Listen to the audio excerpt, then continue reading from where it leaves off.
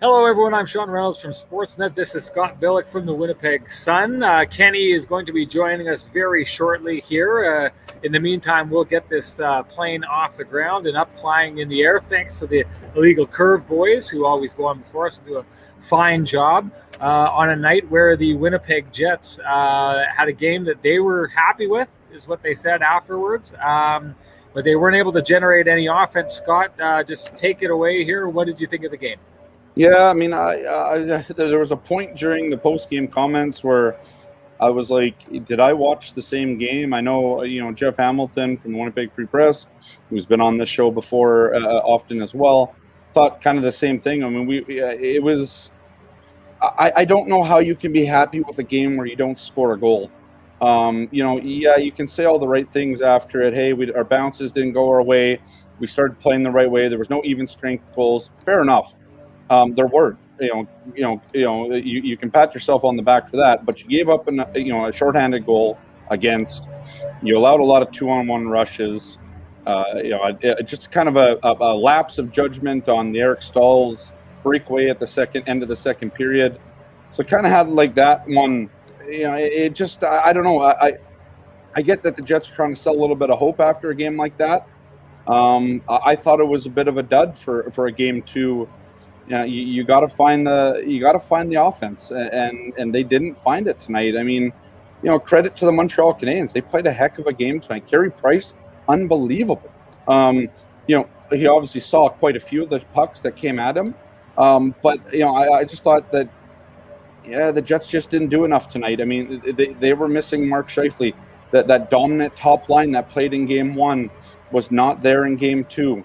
Pierre-Luc Dubois did not make the step that he needed to drive this team. And so, here we are. The Jets are going back to Montreal down 2-0. The one silver lining here that we will discuss, I'm sure, the Jets are better on the road than they are at home. And, we can go back to 2018-19, and it was talked about in the post game.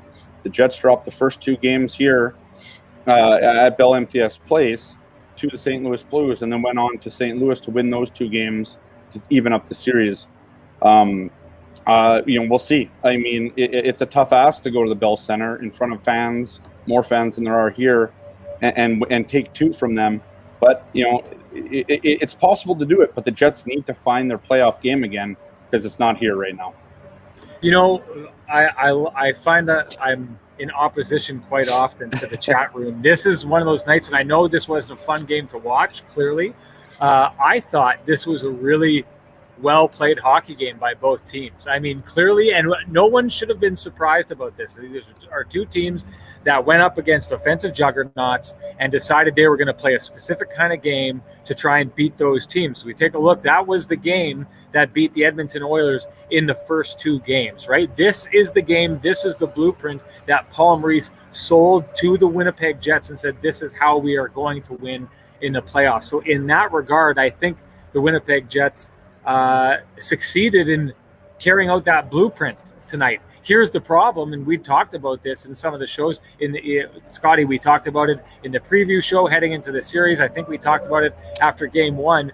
But this is the problem with playing that game, is you're not playing offensive stars who are just trying to get loose and score all the time like the Edmonton Oilers. You're playing the exact same blueprint coming back the other way. These two teams are both just waiting for the other team to make a mistake and or make a play, and the Canadiens are the team that made the play tonight. So I do think that if you're the Winnipeg Jets and they come out, I do think this was a better game than game one was. I do think this is something that they can build confidence on. The one thing that I somewhat worry about for the Winnipeg Jets, and I'd brought this up and I'd wondered about, the damage, the psychological damage that can potentially be done by that losing streak they had down the stretch. My assertion in the first round was there was going to be some of that playing in the back of their mind, and the muscle memory from not, having things go well could play a role. Well, I'm wondering now if scoring-wise that could come into play here, right? Because that's one of the things the Jets had a real hard time down the stretch.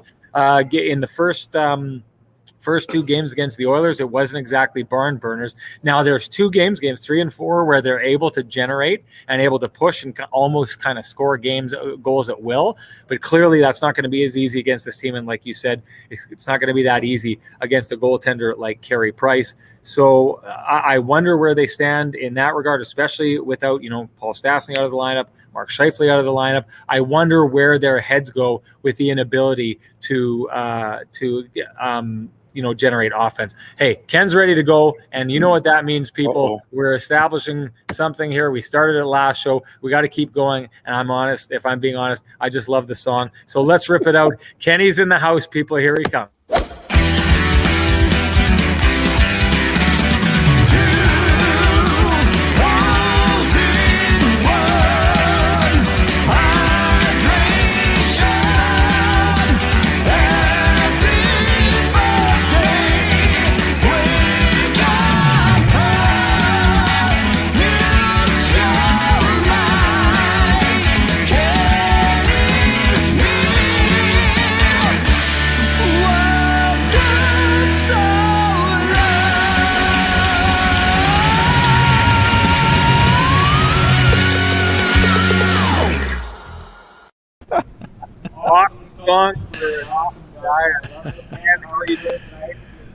Gentlemen, I'm excellent, thank you. Yep, I did my best to write quickly, but you're right. I just had to wait a few more minutes to file so that I could hear the song again.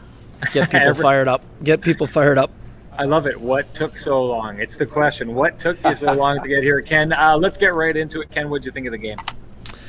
Yeah, I mean, yes, the Jets did improve in some areas. There's no doubt about that, but I mean, when the series has such a razor-thin margin, they need to find another level. I think that's the ultimate takeaway here. I understand where Blake Wheeler is coming from, and that the tree analogy. If you keep chopping at the tree, eventually it might fall down. But right now, they need to be a little bit better. I mean, they did a lot of things better today. There were a couple of glaring mistakes. Connor Hellbuck bailed out the majority of them, but until the late push, I don't think that the Jets generated enough high-quality scoring chances. The Lions, once again, I didn't really think they were in sync. But what we did see was that the Jets generated plenty of zone time. But what we also saw is that one team is very comfortable playing in their own zone, and the other team is not nearly as comfortable. That is my biggest takeaway from the first 2 games of the series. I think the Jets didn't spend nearly as much time in the defensive zone in Game 2, but they weren't as comfortable. No, I mean, this is not a matter of the Canadiens having a ton more high-danger chances. The Jets were much better defensively, but the Canadiens are so comfortable in their own zone, they don't mind if you have the puck down low, because their big and bruising defensemen aren't going to let you take it to the front of the net very often. So to me, the Jets, they're going to need to get a couple of greasy ones. I don't think they're getting nearly enough traffic, which is something that you asked Paul Maurice about, Sean. That's one area that must improve dramatically if the Jets want to have a chance to get back in this series.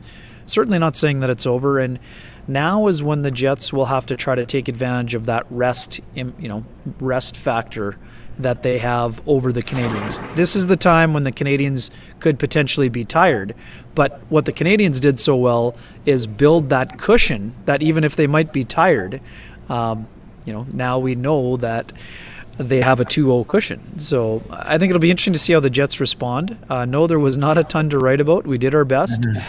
And here's the thing. I mean, I'm not going to go out here and say, the Jets were brutal. I mean, they weren't. Look at what they're playing against. The Jets were much more patient than they were in Game 1. However, you still need to generate more offense, and that's something that they're having trouble doing. Yes, they got 30 shots by the end, and a lot of those came in the third period. But they need to find a better job of getting chemistry, and we talked about some guys needing to step up their respective games, and we didn't see enough elevation in terms of their offensive players. We've all talked about this. We know the offensive well ran dry last year in that series against Calgary after Mark Scheifele left the series 3 shifts in.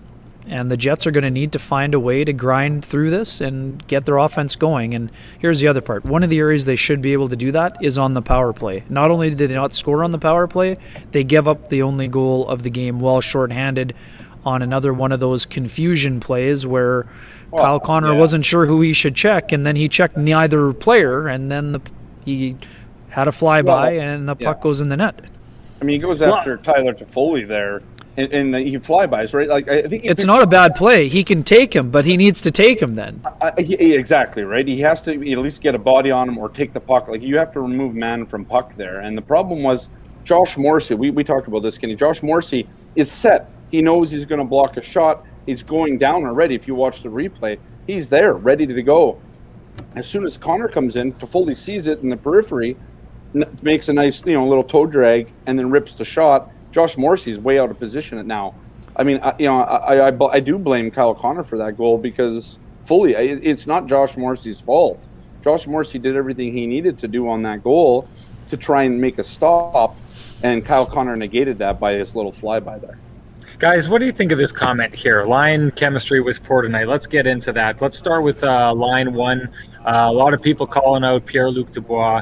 Ken, we talked about it before the game. I mean, if someone is going to step up, or if someone had an opportunity to step up, and players always talk about, here's your opportunity. A player's out of the lineup. Now it's an opportunity for someone getting moved up to being the top line center alongside the likes of Blake Wheeler and Kyle Connor is a huge opportunity for Pierre-Luc Dubois. How do you think he handled it tonight?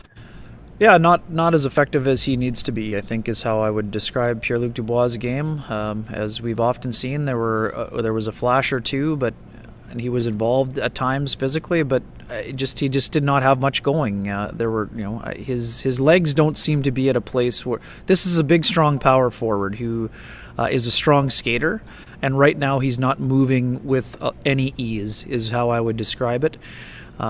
I think he's having trouble finding his way and where he fits in, and it's been a challenge for them. I think one thing, I mean, obviously Paul Stastny's status will determine a lot of this, but another thing that I think would be potentially important would be to try to get Nikolai Ehlers going with maybe potentially, if Stastny can't play, this is what I'll say. I think you would consider, Paul Maurice should consider trying Blake Wheeler in the middle. I know that before the game I didn't think that was necessary, but today I didn't think that either one of those guys got going as well offensively. So, I mean, maybe you try that. I mean, I think that Paul Stastny, obviously he's getting closer. He was on the ice today for the first time since Monday.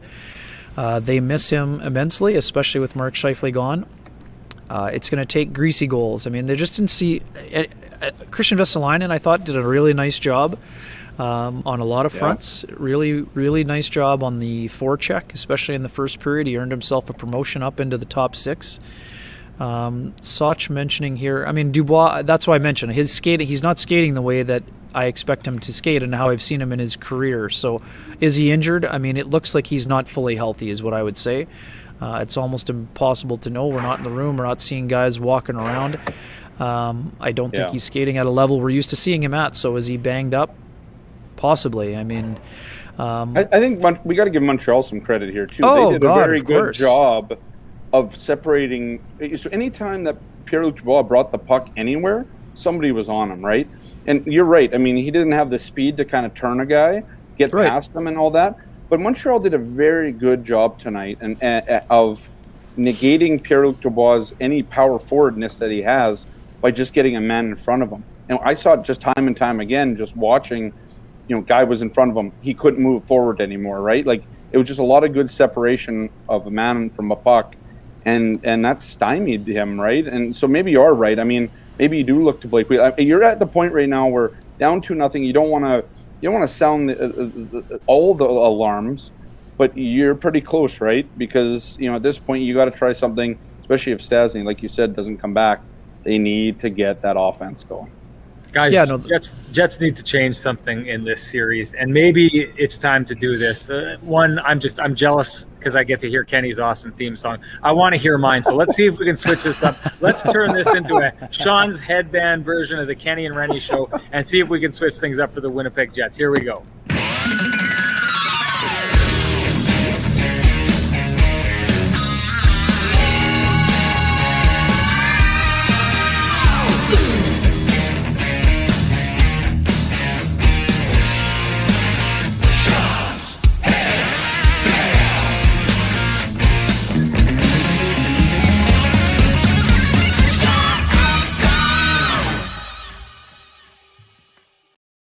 citizen. I don't think there is any question that we have the best soundtrack of any of these YouTube shows out of Winnipeg here, maybe across Canada. This is great stuff. We have got like an ace in the hole with Tristan Rivers, who's in the chat room right now and should be getting all the accolades. Kai is just absolutely rocking it. Let's get back, though. Let's get back. We're going to see if the headband can have any kind of effect on this series. But you talked about it before, Ken.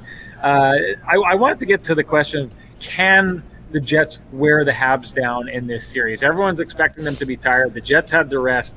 The Habs had to go 7 games. But I wonder, because when you watch them play tonight and when you watch them play in Game 1, they're so consistently rolling 4 lines. How do you tire a team out that goes so evenly across the board with all their players? Well, you're not going to burn out the forwards, Sean, because of that forward depth, but there is a potential to wear down the defense core. I mean, we know that Shea Weber, Ben Sherratt, Jeff Petrie, and Joel Edmundson are playing major minutes. And yes, folks in the chat room, I did have a small complaint about how old I look in that video. It is not a current rendition. It is more of a future rendition, I think, in that photo. Now, the backstory is I commissioned that being done. Yeah, thanks a lot, Sean. If you could take about 10 years off me and add about 10 years onto Ken, and that's exactly what I'm looking for. Yeah, exactly. Oh, man. So here's the thing. No, it's totally fine. Andrew Kopp touched on this in his post-game availability, guys.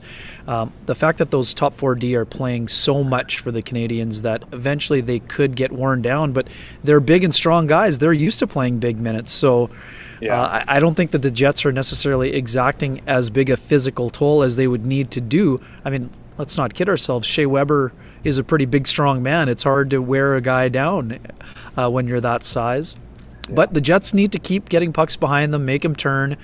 They, like, as we mentioned, I mean, they did have. There's no doubt the Jets spent the majority of the third period in the offensive zone. But in the third period, they also gave up a breakaway and 2 2-on-1s that Connor Hellebuck had to turn aside in order to keep it a one-shot hockey game. So I don't think you sound the alarms. I mean, the Jets played a better game, but they have to reach another level of desperation if they want to avoid being down 3-0. I mean, that's just the way it is. The Canadiens are playing to their identity perfectly. Paul Maurice said before the series, the team that is truest to its identity will win the series. So far, the team that's played that way is the Montreal Canadiens, and that's why they have a 2-0 lead. Yeah. Let's get back to that first line, because we didn't kind of go there. I mean, I thought that they generated fairly well tonight. I do think that there's and when I say generated, I think they had zone time. Blake Wheeler talked about that, especially in the third period, their ability to kind of pressure and take zone time. It reminded me, though, a little bit of that Jets series in 2018 against the Nashville Predators, and that the Predators had the puck in their zone the entire time. They were just never getting it to the net. And the one thing that stands out to me about that Montreal Canadiens team, that fourth line goes out and they've got Stahl and they've got Perry. And what do? They just grind it towards the net. Just little plays, passes. Yeah. They just push and push and push and push towards the net. It paid off in Game 1. Didn't pay off for them tonight, but they're pushing and trying to get to the net. I don't see any of that kind of play from the Winnipeg Jets. The kind of play that they seem to be trying to generate traffic to the net is getting it to the point and trying to get those shots to go through. And I'm wondering if Paul Maurice looks at them doing that tonight and thinks, if we keep doing that, because you heard this from the players, we keep doing this, eventually it's going to work and we're going to get through. But is there more of that style of play needed for the Winnipeg Jets? And if there is, are there the players on this Winnipeg Jets roster to do that?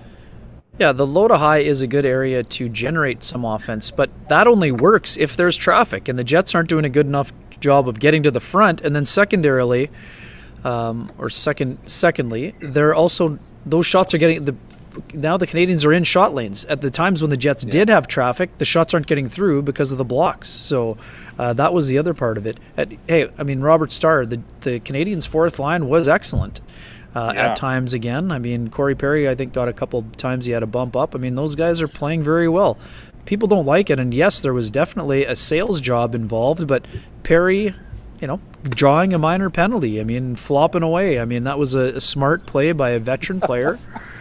I mean, one thing that we need to see from the Jets, they need to be a little cleaner on their exits. I know some folks are on more. I mean, Josh played, in the third period when he was with Pionk, like I talked about before the game, when those two were together, they were effective. They spent the third period in their own zone.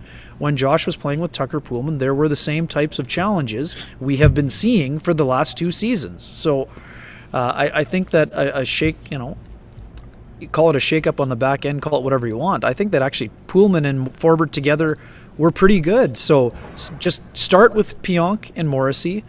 And if you don't, I mean, I know a lot of people are calling for Heinola. I mean, if the Jets are trying to get cleaner exits, Heinola has to be a consideration. I mean, will he be in Game 3? I don't know. I mean, I don't know if Paul Maurice, I mean, if the Jets think they played a better game, then are they at the in case of emergency break glass situation?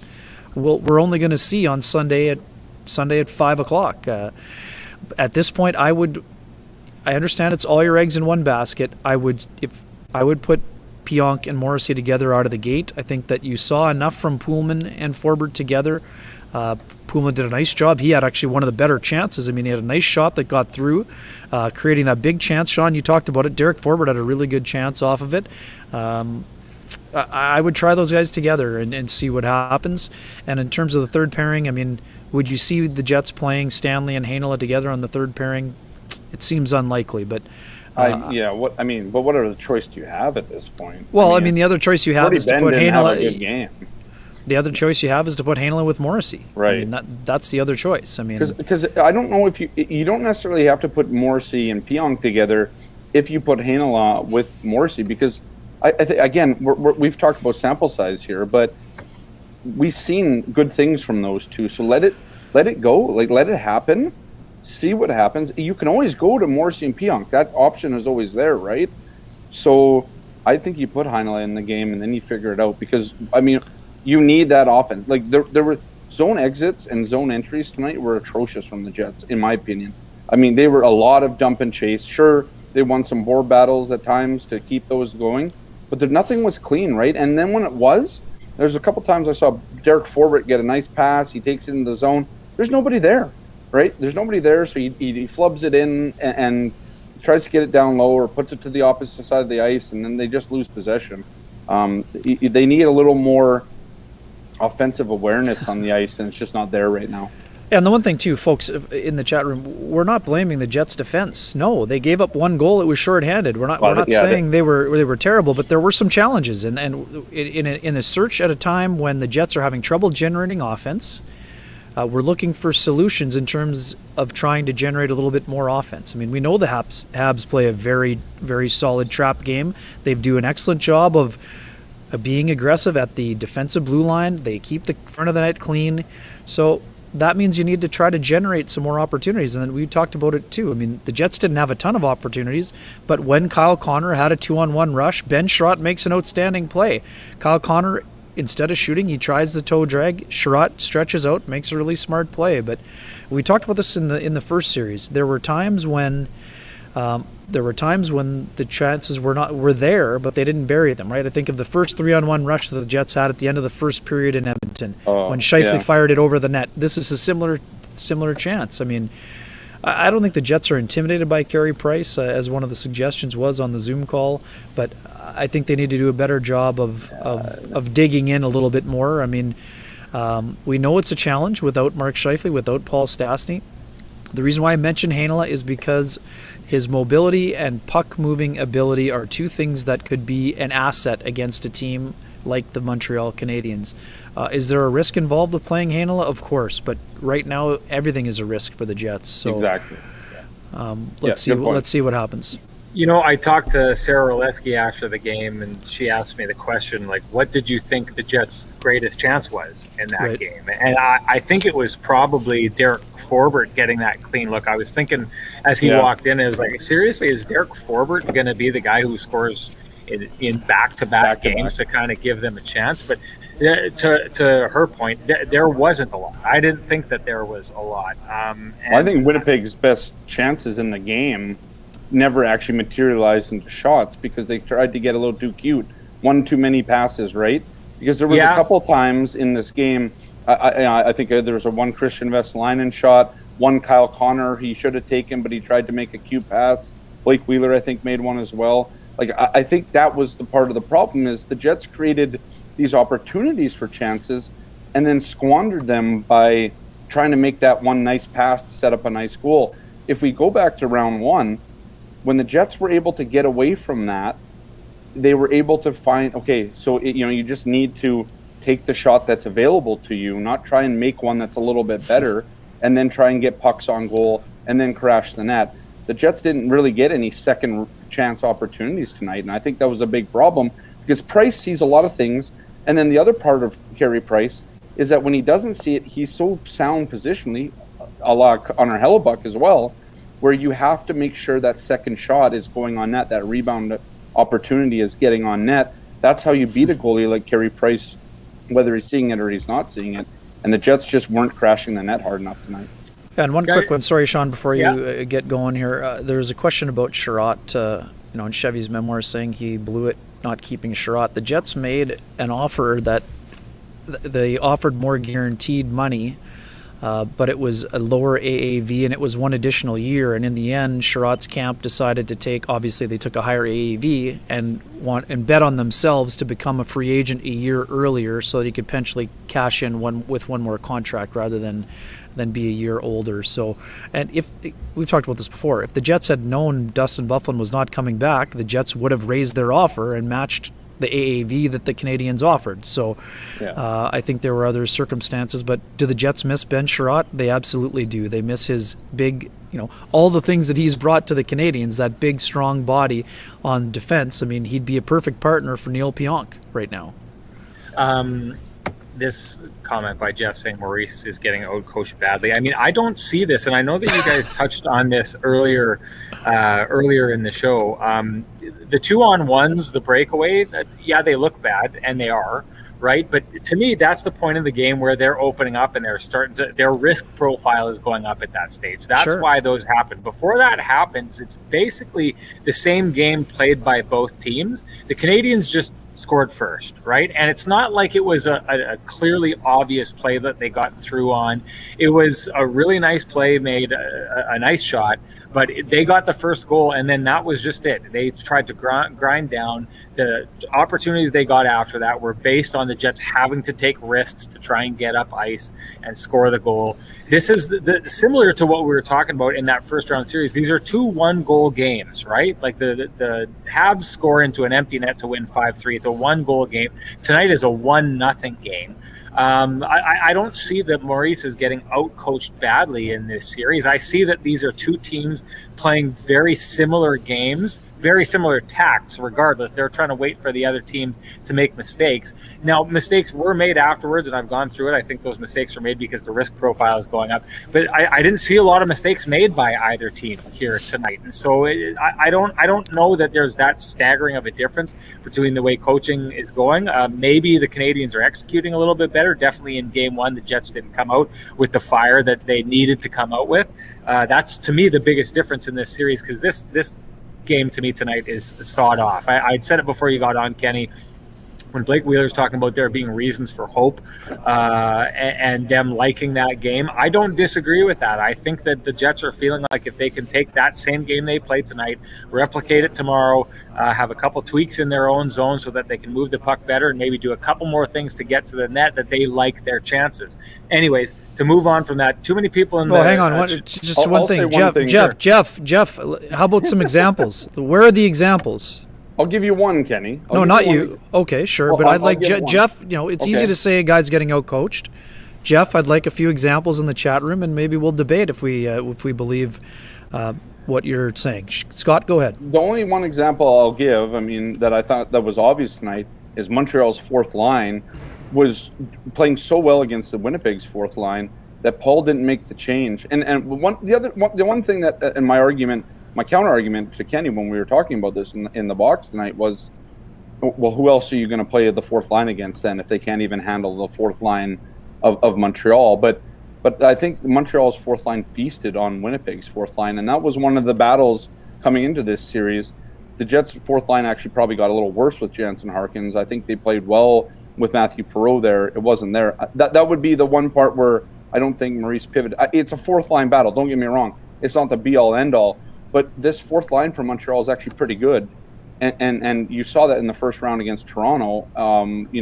So I guess that would be the one that I saw. Other than that, I mean, there wasn't a whole lot of line changes up top when it wasn't working for the Jets offensively. I don't know. I mean, you guys have a bit of a differing opinion, I suppose, than I do. But when you can't break out of the zone, when you can't get, pucks into net, when you can't create chaos in that, what else can you do other than, kind of shuffle some guys around? And I just didn't. There wasn't enough of that. Is Paul Maurice preparing for Game 3 with these lines again? I mean, I think you have to pivot, partway through the game, and it can't always just be the defensive pairings, thinking that Neil Pionk and Josh Morrissey are going to create that offense for you. The guys that scored the goals on this team, 30 goals scorer, Kyle Connor, Nikolai Ehlers. I thought Nikolai Ehlers had a great game, by the way. But, those are the guys that you got to get going, and those guys weren't going tonight. Well, he did make a change, though. Oh, hang on. He did change. He put Vesalainen up there with him. Sure. So, I guess, but that top line's not going. I don't know. Then maybe you move Blake to the middle and then put PLD on to the wing, take away some of the responsibility. I don't know what it is right now, but the problem is if this is the team that you're going into Game 3 with, how do you expect the result to be any different, is all I'm saying, without Mark Scheifele in the lineup? That's because we saw it in Game 1. Mark's line was very good, dominant in the game, if you will. It wasn't there tonight, and so there was nothing there in terms of offense. You can say, but and to Sarah's, what was Winnipeg's best opportunity tonight? I mean, name it. That's the problem. And if it's only one opportunity in the game, I don't know. I think their best opportunities were them trying too hard to create offense, and it turned away from opportunities actually, coming to fruition. So you've presented the issue. Let's solve it. I mean, you talked about Wheeler moving, but what's the solution? Do you just load up? Do you go Draisaitl and McDavid and just put Wheeler, Connor, and Ehlers on a line?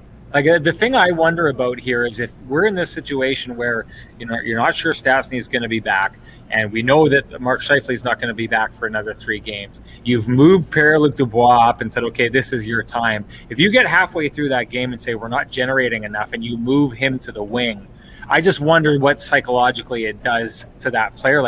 Paul Maurice has to worry about trying to get this guy going. Forget everything else. So if you can't get Pierre-Luc Dubois going in these next couple of games, there may be a lot of trouble here, right? So if you're going to spark something, where do you go to spark it? Because, Ken, you touched on it, and I told you before the game, I was surprised that they had Vesalainen starting on the third line. I would have expected him on the second line, but I also do not expect for a second in a game like that, moving Christian Vesalainen to the second line being the spark that is going to put you over the top in that game. So, I mean, I'm trying to figure out what you do in that scenario to spark offense, because you've already got Wheeler with Kyle Connor, which we got to get to. But I before we get to that, guys, if you can think of something, give me an example of where he could have gone to spark this team. Well, I think you can probably move Andrew Kopp out of that center position. Maybe you even put Matthew Perreault there. I don't know. Well, but what's okay? Well, then what, Kenny? Would you just leave it status quo? No, I said, Sean, to your point, yes, I have been talking about Dubois a lot, and right now the player who can give you the most is Ehlers. He is your most dynamic forward. So you need to move things around to help Nikolai Ehlers get going, because he can help win the series by himself. Right. So how? That's the question. Exactly. I said at the beginning, I think you consider moving Wheeler to the middle, Ehlers on the right side, and Connor on the left. Right. I mean, that's the nuclear option, right? Right. Yeah. And I mean, if Stastny plays well, then Stastny plays well with Nikolai Ehlers and Andrew Kopp on the wing. So that's probably your first move. And then, yes, you think that Blake Wheeler and Kyle Connor together have to get things going, and Dubois eventually has to get moving as well. The only other option to try is moving Adam Lowry with potentially with Wheeler and Kyle Connor, right? I mean, that's the only real other thing they can do with their centerman. Well, I think adding so Paul Stastny's returning Game 3, I think, is critical, right? Oh, for sure. Because if he moves into the second line center role and then Kopp moves back down to the third line, I think then you kind of have your nucleus No. a little bit Copp back is on again. the wing, man. Copp is on the second line on the left wing. But I think you have a bit more of a nucleus there. Plus, you can move other guys around if you have to. You could put Paul Stastny with Wheeler and Connor up on the top line and move Dubois down to the third line or second line with Ehlers, right? Like I think right now it's like you're trying to move around these pieces in one of these puzzles. I don't even know what you call these puzzles, right? But you're trying to move them around, and it never works. Like, I think that the problem right now is just when you're without two of your top centers, you're in a lot of trouble. And yeah, it's just not working when Pierre-Luc Dubois doesn't step up. And I think that's what it kind of hinges on. Like, part of this is it's not just about moving around. It's about somebody needs to step up and do something. And that guy really right now is Pierre-Luc Dubois. Well, let's take a look at a guy that could step up and maybe should, the leading goal scorer on the team. Too many people in the chat room have brought him up and his game tonight that we can't talk about him. Kyle Connor, what did you think of his game tonight, Ken? I mean, it's a critical error on the goal. I mean, once again, he had a couple of scoring chances. I think his work on the boards was pretty decent, but we saw this last year, guys. When Mark Scheifele went down, the effectiveness of Blake Wheeler and Kyle Connor, or at least in terms of their production, also dipped significantly. It's natural that happened because they played on a line together for so long. But these are both two very skilled offensive players. And at a time when your team needs to score goals, they need your leading goal scorer to be a dangerous force. And I said it the other day, I thought that the goal late in the game with the extra attacker would help Kyle Connor. He had a nice one-timer opportunity that I'm not sure if Price actually saw it, but it hit him. But he needs to be dangerous, right? I mean, Kyle Connor has got blazing speed. He's played well against the Canadiens during the regular season. He needs to be one of the most dangerous players on the ice for either team. And I don't know that we can say that to this point. And I'm not pointing a finger at him, but when you are one of the top scorers and you're the leading goal scorer, you need to perform. I mean, I don't think we can just say one person. I mean, it's not just Dubois, it's not just Kyle Connor, it's not just Nikolai Ehlers. I mean, we talked about it on our hit yesterday, Sean. It's got to be a cumulative effort for this Winnipeg Jets team. One thing that we saw in Game 1, the Habs defense, which was not very productive against the Canadiens against the Maple Leafs in Round 1, they had a big night. The Jets could use some offense from the back end. We know it's not happening very often. It didn't during the regular season. It's not going to happen overnight, but they need to get some offense from all areas when they can. And I said sick, but so I should still possible. Hey, it's still possible. Let's not let facts get away with your story, though. And one quick thing, guys. We saw this in the Edmonton series with the Jets, with the back-to-back scenario that was unfolding. It easily could have been 2-2 in a snap of a finger. Right? So that is one thing that I would remind people of. The Canadiens' full value. They're the better team through 2 games. They absolutely deserve to be up 2-0. But if the Jets find a way, if Connor Hellebuyck steals the game, or if one of these offensive players we've mentioned, I mean, we talked about this all year. The Jets have 8 players in double digits, 2 more with 9 goals. Yes, 2 of those players have been unavailable in Mark Scheifele and Paul Stastny. They still have enough guys that can generate offense. But the series can turn on a dime. But the Jets, if they don't win the 3rd game, well, now all of a sudden it's a near impossible journey for them. Yeah. So that's the thing. They have to basically empty the tank in Game 3. And if they do that, then that's where the rest could be a factor. But, I mean, Ty mentioned it. I mean, right now the Jets look like the slower team partially because the Jets were a little bit rusty in Game 1 for sure. They didn't have their legs. I thought their legs were a little better today. But because the Canadiens do such a good job of clogging up the neutral zone, they just don't give up a lot of odd man rushes, and we've seen that all series long.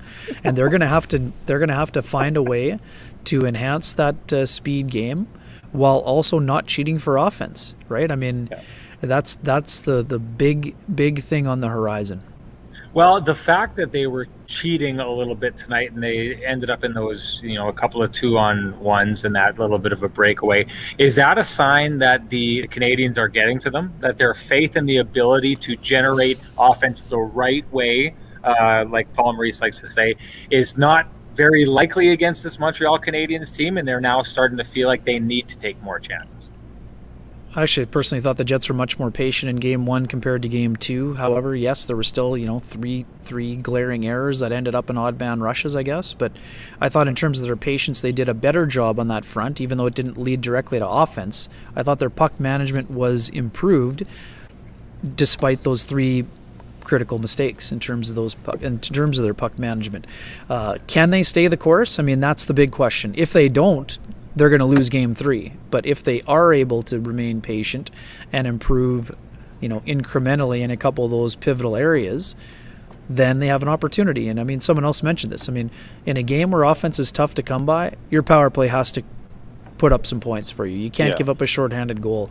How is that being outcoached? I mean, giving up a shorthanded goal that... Okay, Don't stray. I want to ask you about the power play. I want to get right into this because we talked about this before the game, and I wasn't really sure where this was going to go with the players who were out, and I thought it was strange that there wasn't work done on the power play in the skate and the morning skate. The fact that they split up the 2 lines, I think, Kenny, you and I talked about it. I had said I thought what they would do is they would keep the second power play unit, which has been all year right there with the first power play unit. I thought they would keep that unit together, operate that as your top power play unit, and then, fill in the pieces on that other line. I was surprised to see that they moved Nick Ehlers onto that spot. And what I thought was interesting about it was, so they set up that goal. He makes that gorgeous pass last game to Kyle Connor to score and to make it a 1-goal game.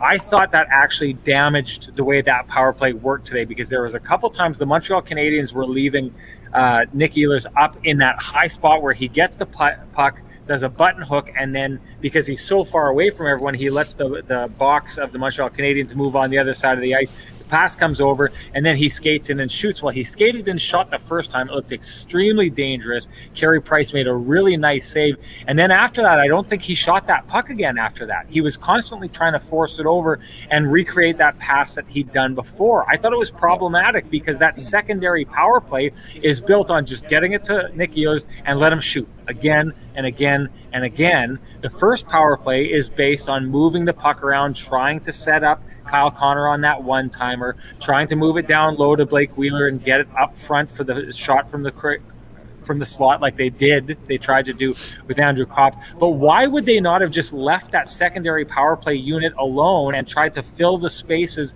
in that first one, or maybe done a hybrid, at least given that secondary power play a chance, and then tried moving stuff around for that secondary power play unit, maybe leave Nick Ehlers out for a 2-minute shift or something like that. I thought it was strange.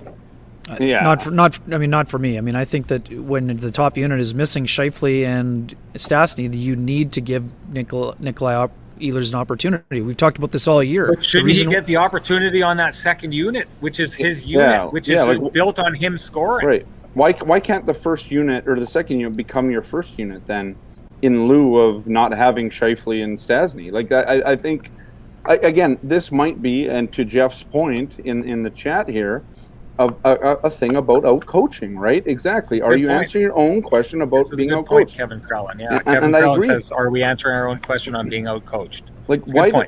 It's the power play. This is the one area where you can load up on it, or you can, in Winnipeg's, example, that's the wrong word, but in Winnipeg's case, they can go to what has worked in the past. Like, we know that second line or that second power play unit has created chances. They've scored. They took over, the top power play unit title at one point. They forced themselves to get at least a minute on the ice, or to do that whole 1-on-1 ratio type thing this season. So why move away from it? And I agree with Sean, and I agree with the chat and some of the comments in here of like, that is a bit of... if anything, it's overcoaching by Maurice, or overthinking it, to think that he needs to balance out his 2 power play units to have this kind of 1-2 punch. Really, if you don't need a 1-2 punch. I mean, we saw with Edmonton, they just played the same bloody guys for 2 minutes straight. So why not give Ehlers and his power play unit the opportunity? I just don't see it. Kenny, you obviously have a rebuttal to all this. but I don't know. But I don't know why. Like, I just don't know. I agree with Sean and the people in chat. I don't know why you can't just run the guys that have been running well. Take it away, Ken. No, I mean, it's fine, but Blake Wheeler is one of the best power play performers in the National Hockey League. So to not put your other dangerous player, Nikolai Ehlers, with him would be undercoaching, in my opinion. So I think it's obvious that you need to have Blake Wheeler is the best distributor of the puck when it comes to power play time. So you want the puck in his hands. On his set power play with Scheifele, with Stastny, when you can find the seams, when you have a guy like Mark Scheifele, you can open up the seam, help open that up, right? Is it different when Blake Wheeler doesn't have those options, though? He's a great passer. We're not arguing that. All we've heard about is how Nikolai Ehlers deserves to be on the top unit. So you put him with the best distributor of the puck, right? That's what you do. Maybe. Why maybe? There's no maybe. Because it wasn't getting there, Kenny. Did you see it tonight? Was Blake able to distribute the puck to Nikolai Ehlers in a spot where it made sense that Nikolai Ehlers was then again dangerous? I didn't see it. You want to get PLD going? He was going on that power play. So why get away from that, right? Like, you want to talk about trying to, like, take something away from a guy. Well, now Pierre-Luc Dubois doesn't have the guy that he was playing well with on his power play. Like, again, is it under coaching or is it just the right coaching to keep those together? I don't know. All right, go, Ken. It'll be me making the wake up at this point. It's fine. Close this out. You're done? No, I mean, I don't agree. That's it. If you want to play Ehlers for the full 2 minutes, fine. But if a team has lost 2/5 of its top power play, all we've been hearing about, the reason why Ehlers is not on that unit is because Mark Scheifele is in that spot. Mark Scheifele is not in that spot. So to think that you wouldn't put Nick Ehlers into that spot, to me makes no... Yes, he does. That's the only place he plays on the power play. No. He's not playing in Scheifele's He's not on the half though. wall, but he is generating on a reload from the same position. Where's the gavel? Boom. Okay, hold on a sec. I agree with this point that Sandy G makes here. If the second power play was strong, dividing that up has made both the PP units look weak. That's what she thinks. I wouldn't say weak. I don't think they were absolutely terrible tonight. But I will say this, Ken. I know what you're saying and the suggestion, and I agree with you. Blake Wheeler is magic on the power play. He's magic at passing and setting things up. So putting a guy like Nick Ehlers, who I said this earlier in the year. I remember this is where you wanted to put him. Yeah, we had this conversation, and I'd said that. In the meantime, what they did is they left him where he was, and he turned the secondary power play into arguably the primary power play. And this is what I'd say: is it showing a lack of confidence or even a lack of respect to that secondary unit that you would break them up when they were clipping at a pace that was equal to that of the first power play unit, just to accommodate Blake Wheeler, who, yes, while he's your best passing guy on a power play, you're still breaking up something that works to try and make something new work. And to me, that does not make sense. The Jets have 3 power play goals now in six playoff games. 2 of them were scored by the second unit in quick succession, and 1 of them was scored by the top unit on a perfect cross-ice one-timer from Wheeler to Scheifele. So there is not there's not a great disparity between the 2 units. There have been even, yes, but you want to put your most offensive players together. So I don't think that it's a slap in the face whatsoever. When it doesn't work, Kenny, you might have to... It's not like they've had 9 power plays. They had, What did they have, 3 today? 3? It didn't work tonight. It didn't work, though. So at what point do you go back to trying what does work? So if you're going to try something else, great, right? Go for it. But when it's not working, at what point do you have to go back to Old Faithful? And they didn't do that tonight. And so to me, that is part of coaching. Part of coaching in the NHL, in any sport, is identifying something that's not working and finding a solution to make it work. I don't think that happened tonight. That's all. I'm just going to counter this, what Tyin's saying here. You've seen it. You'll see it on both the Canadiens unit and on the Winnipeg Jets unit. They've got their power play killing units, and they just cycle through them. They don't necessarily go out and try and match them against the first or secondary unit. I don't think this argument holds water at all that the Jets' secondary power play unit is good because they play against lesser penalty killers. I'll just say this, and I'll say this to you, Ken. I mean, I think you're right. It's a small sample size, right? Like maybe, if they go with something like this the next game, Wheeler and Ehlers on that line will work, right? I just think when you're dealing with the playoffs, which is already a small sample size and there's not a lot of room for error, I just don't understand the idea of not giving. I mean, you said it yourself. The secondary power play unit has 2 goals in this postseason, so why would you mess with that, right? Like, I just don't get that. I don't get messing with that to get Blake Wheeler a spot. I'll let you say one last thing. You can have the last word on this, and then let's move on to another topic. It's fine. I mean, the day they got 2 goals was in Game 3 against Edmonton, the day that Nikolai Ehlers returned, right? I mean, top teams change their power play all the time. The Leafs had major struggles. Guys come in and out, right? You have to have motion. You have to have guys that can shoot. Ehlers brings a dynamic to that unit that they don't often have there. It didn't work today in Game 1. And the power play needed to get him a goal. I mean, but it didn't happen. Way to lighten the mood, Kenny's water bottle. I love it. Yeah. Solving Carey Price, guys. Is this just as simple as getting traffic? Do they need to get him moving side to side more often? Can you even do that when it comes to these big Montreal Canadiens defensemen who I think, Ken, did you say earlier, or did someone in the chat room say they expect to wear them down? Yeah, Kopp said they thought they could wear them down over the course of the series if they continue to do that. To do what, though? What did they do to wear them down tonight? Well, the fact that they're playing so many minutes and now they're going to play 3 games in 4 days. That's how you wear a guy down if he's playing 25 plus minutes. But were they hard minutes tonight? Well, no, they need to be harder on them. That's the whole point. Yeah, exactly.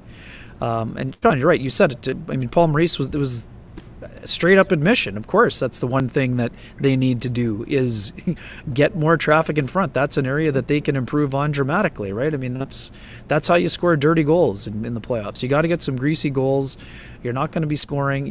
It's pretty evident that the Canadiens are not going to be giving up a lot of 2 or 3 on ones in this series. So now you have to find a solution. And I'm not dismissing. I know I was being, a little bit vocal, Scott. I'm not dismissing the impact of the second unit at all. They've done a nice job this year. You don't have to apologize to me, Kenny. I'm used to this. This is okay. It's okay. Give it to him. I'm just saying that are you feeling remorse right now, Ken? No, I'm not feeling remorse. We talk about this about Tampa. There's a lot of guys who want to be in the top unit. So now you get a chance. Now you roll them out there. I mean, come on. But again, this is the beauty of hockey. I mean, you're always looking for solutions. Yeah. I mean, coaches are always trying to adapt. They're always looking for answers. So let's see if there are some more answers to be laid out. I mean, the Jets did a better job of sticking to their game plan today. It did not result in a victory for them, but they only allowed 1 goal, and it was kind of a fluky goal while shorthanded. I mean, it was. I mean, it was a great. It was a great bad mistake, though. Right. So Shea Weber makes an outstanding play. He trusts that Tyler Toffoli will be in the middle. He finds him there. And that creates a 2-on-1 rush. Tyler Toffoli plays it perfectly. He takes the puck in the middle, goes to the outside to create separation, then generates with Arturi Lehkonen, and then fires it home. I mean, it was a great play. I mean, I don't think we can blame coaching on the shorthanded goal because no. Paul Maurice didn't ask them to not have a second guy high, and he certainly didn't ask for Kyle Connor to have a flyby on the play. Yeah, no, it's not coaching on that. But I think it was coaching on the power play. That's all. Go ahead, Ken. Ken touched on it a little bit, but Scotty, I'm going to start with you. The back-to-back games that we're going into here, what effect do you see that having on the series? I think if the Jets can win Game 3, they have a massive advantage going into Game 4. 1, because the Jets regain their confidence in this series, and 2, you're asking, again, a team in Montreal that's going to be playing their 4th game in 6 nights after coming off a 7-game series to try and find the energy within themselves to win another game. after that. Like, I think it's not critical to, well, it is. It's critical that the Jets win Game 3, because we all know 4 teams have only ever come back from 3-0 down. The Jets aren't going to do that. I just don't see that happening. Of course, it could happen. Anything can happen, right? It's sports. We get that. But I think the Jets need to come in. Yeah, it was a bad hit. I think the Jets need to come in. It wasn't even a bad hit either.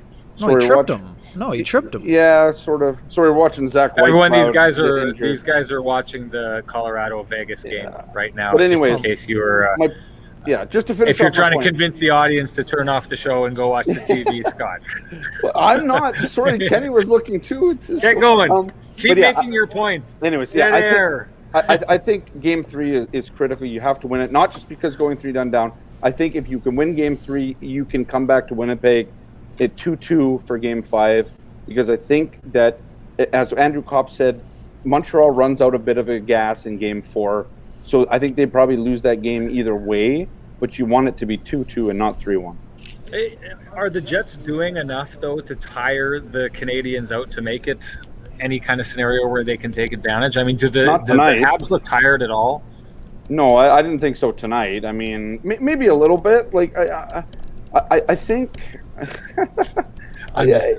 it's not that I don't have a point. It's just like, I mean, it's hard to suggest like anything but winning Game 3 is critical. I mean, you have to win Game 3 here, and I think if you can win Game 3, it provides the team confidence. First of all, they can win again, and secondly, I mean, if you win Game 3, it's probably because you stuck to a certain game plan perfectly this time, or not perfectly, but in a way that engineered a win.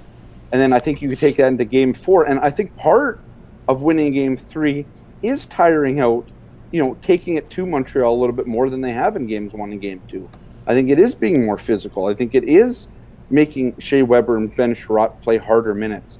I think all those things come into it. So, yeah, I think, again, I mean, my point is Game 3 needs to be won by the Jets. And I think if they can win that, they go into Game 4 with a whole different mindset and attitude, knowing that they can do that, and knowing that if they do win Game 4, they're coming back to Winnipeg. It's a best of 3, and then you go from there. Ken, what psychological role do you think it would play if they could get that win, and then the looming return of Mark Scheifele starts growing larger and larger? Sure, and I don't think the Jets for 1 second are lacking confidence. I mean, they put up 3 goals on Carey Price in the opener today. They didn't generate enough. I mean, but they need to dictate the pace of play. That's the thing. That's the way that the Jets can win. But what we also know is that without Scheifele and Paul Stastny, and especially without Dylan DeMello on the back end, the Jets need it to be a low-scoring game. I know that in the first, going into the Oilers series, we had to say, we often said, well, do the Jets have to just put the pedal to the metal and abandon the defense first? Well, no. The Jets are going to... If the Jets can come back in this series, it will be by playing a defense-first kind of style, but then getting their offensive weapons to pitch in. I don't think they're going to be putting up 40 shots against the Montreal Canadiens. I mean, it's funny. We talked about the regular season. How often did we see in the chat, even though the Jets won 6 of 9, the Jets gave up 35 to the Canadiens. Oh, they gave up 40. Well... The Canadiens are playing a different game now. They're not just firing the puck at the net and creating chaos. They're playing a much more defense. Sean, we were covering the Blues for 2 rounds that year. Yep. The Montreal Canadiens are starting to look to me a lot like the defense, at least on the defensive side of the puck, how the St. Louis Blues looked. They're grinding their opponent down. They're very patient. They don't necessarily have the same game breakers, they don't have a Ryan O'Reilly, but Deno plays a similar style. Tyler Toffoli's not Vladimir Tarasenko, but he can score like him at times. He's a pure sniper. They don't play the same game, but that's their sniper. Then they have some other emerging guys like a Nick Suzuki, who kind of plays the Braden Shen role. He's not as physical as Shen, but to me there's a lot of parallels with those guys. And if the team that comes out of the North, they're going to be having difficulty with Colorado or Vegas, but there are some similarities in terms of how Montreal is playing in terms of that stifling and suffocating style. But I don't think for 1 second that the Jets are out of this. Are they feeling a little bit down because they don't know that they won't have Mark Scheifele? Was the length of a suspension a bit of a blow or a shot to the solar plexus last night or this morning? Maybe, but the Jets didn't play like a defeated team. To me, they played a committed defensive game, but they need to generate a little bit more offense without that coming at the expense of opening up their game to do so and leave themselves open to the things that the Canadiens can take advantage of. Yeah, I thought the Jets came out and started this game really well. Like they did. I think they showed that we're going to go out and we don't have Mark and we don't have Paul Stastny either, but we're going to go out and put our best foot forward. So. That's a good one, Frank. That is very true. Right now, Joel Edmundson looks like Joel Edmundson. And what I would also say, Frank, Joel Edmundson is in no danger of being replaced by Robert Bortuzzo when he was in and out of the lineup at times in 2019. There's nobody replacing Joel Edmundson. And all the Canadiens fans that were all over Edmundson saying this guy isn't a good analytics player, well, those people can be a little quieter now because Joel Edmondson's playing a pretty important role on the top four of the Montreal Canadiens. Yeah, boy, didn't I mean I think the expectation was out there. I was thinking that the Jets were going to take a pretty hard run at Edmundson in the offseason. The Canadiens made the trade to get him in to see if they could sign him, and won the day. But boy, oh boy, does it ever look good. Ken, you asked the question. This will be what we end on. The Jets went down 2-0 on the St. Louis Blues in that 2019 run that you're talking about. Are there lessons there that they can take into this? Do you buy the answer that, having gone down 2-0 in the series, fought back only to lose that series again, puts you in a mind space where you think that experience is going to put you over the top here? Yeah, obviously there are some parallels, obviously some differences without having Mark Scheifele available to them, but the lessons learned is how quickly a series can turn. And the other part that we know, Sean, and we've talked about this all year long, the Canadiens went out on the road and won 2 important games. It would be natural for them to have a bit of an exhale moment, thinking, wow, we just won our 5th game in a row, we've got a 2-0 cushion.